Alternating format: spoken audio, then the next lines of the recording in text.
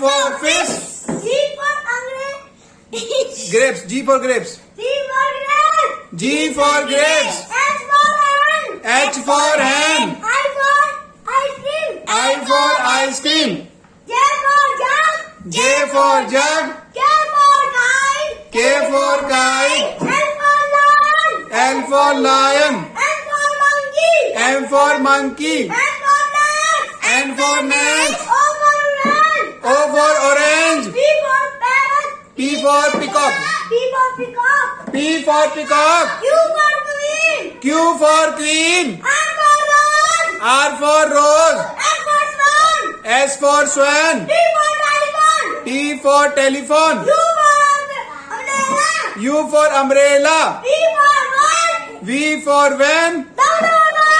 W for watch. X for cyclophone. Y for yacht. Z for zebra. Bye दोस्तों। अगर बच्चों आपको हमारा वीडियो अच्छा लगा है तो वीडियो को लाइक कीजिए, शेयर कीजिए और चैनल को सब्सक्राइब कीजिए।